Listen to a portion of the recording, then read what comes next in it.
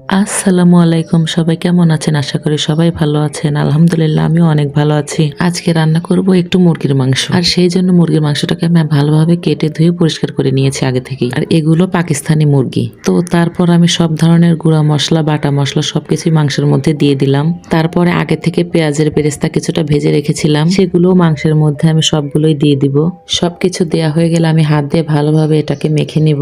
আর মাখা শেষ করে আমি মাংসটাকে কিছুক্ষণ রেস্টে রেখে দিব। মুরগির মাংসটা কিন্তু আমার বাসায় সপ্তাহে 3 থেকে 4 দিন রান্না করতে হয়, কারণ আমার ছেলে মেয়ে মাংস খেতে একটু বেশি পছন্দ করে। যদি এক বেলা তাদের মাছ খেতে দেওয়া হয়, অন্য বেলা তাদের কিন্তু মাংস দিতেই হবে। তো তার জন্য আপনাদের ভাইয়া এই পাকিস্তানি মুরগিগুলো এনে রাখে বেশি করে, যাতে করে যখন তখন আমি বের করে রান্না করে দিতে পারি তাদের। তো তারপর চলে আসলাম আমি চুলায়। পাতিলে পরিমাণ মতো তেল দিয়ে মাংসগুলো আমি দিয়ে দিব তেলের মধ্যে। আর আমার মনে হয় ব্রয়লারের মাংসর চেয়ে এই মাংসগুলো খেতে একটু বেশি মজা, আর সেজন্য এই মাংসগুলো খেতে আমার ছেলে মেয়ে অনেক পছন্দ করে। আর যে কোনো মুরগির মাংসই আমি এভাবেই রান্না করি। আর মাংসটা যদি এইভাবে ম্যারিনেট করে রাখার পর রান্না করা হয়, তাহলে খেতে কিন্তু আরো মজা হয় বেশি, আর অনেক কম সময়ে রান্নাটা হয়ে যায়। তো আমি কিন্তু পানি ছাড়াই মুরগির মাংসটাকে এইভাবেই কষিয়ে নেব কিছুক্ষণ। আর এটা কিন্তু আমার নতুন কড়াই, তার জন্য রান্না করতে একটু ভালোই লাগতেছে, কারণ নতুন নতুন জিনিস দিয়ে রান্না করতে আমার খুবই ভালো লাগে। আর সব ধরনের তরকারি আমি এক এক সময় এক একভাবে রান্না করি, কখনো কষিয়েও রান্না করি, কখনো এভাবেও রান্না করি। যার ফ্যামিলি যেভাবে খেতে পছন্দ করে সে সেভাবেই রান্না করে। আর আমি কিন্তু রান্না বান্না তেমন কিছুই পারতাম না ভালো, তো এখন আস্তে আস্তে সবকিছুই শিখে গেছি মাশাল্লাহ। আমার যখন বিয়ে হয় তখন আমরা 3 জাই একসাথেই থাকতাম,